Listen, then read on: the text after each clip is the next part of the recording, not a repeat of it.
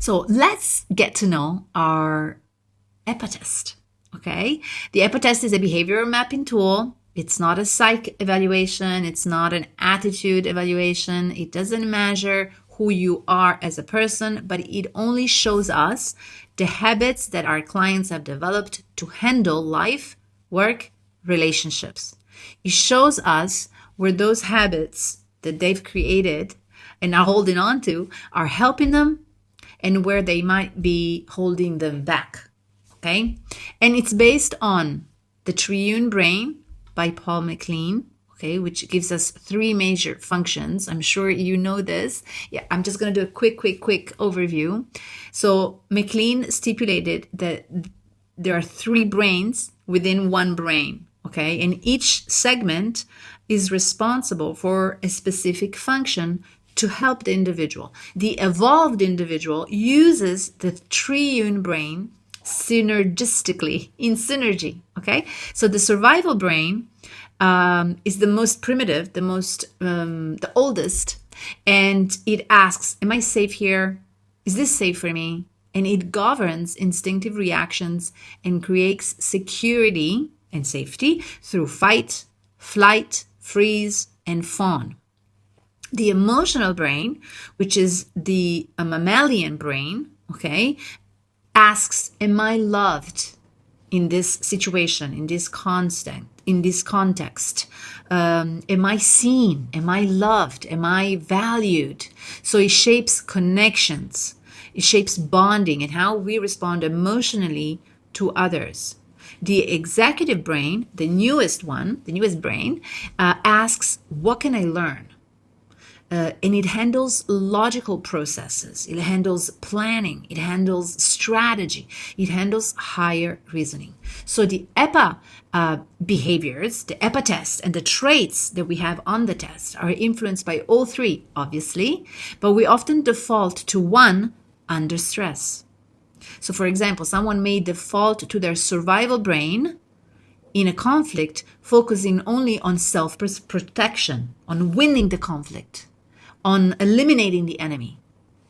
Another may operate from their emotional brain, prioritizing harmony over facts, prioritizing the relationship over principles or justice. So I may come down to having a lot of compromises because I need to protect our relationship instead of my principles and my truths. Okay, or they may jump into executive brain mode, analyzing but not connecting emotionally.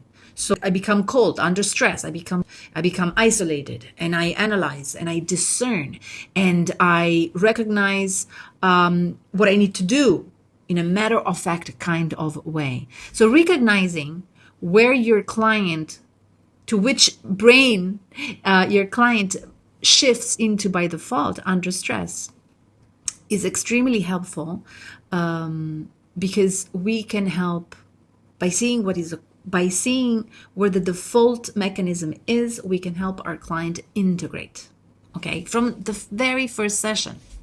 Also, the test is taps into Gurdjieff's model of man 1, 2, and 3.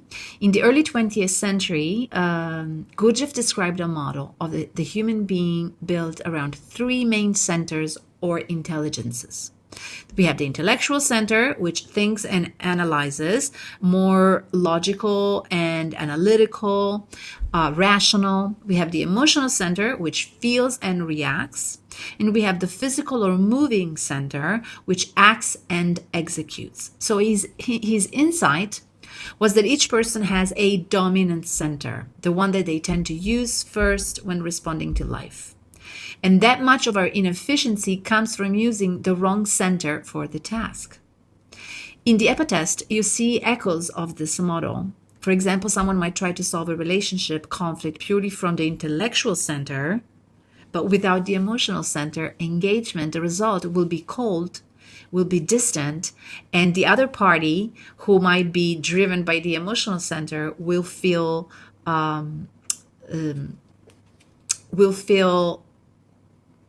unhappy and unsatisfied in this approach.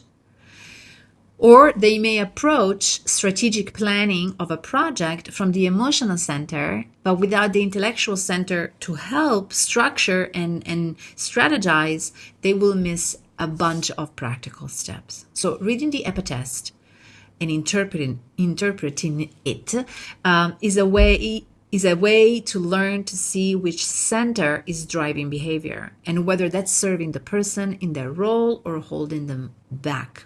Okay.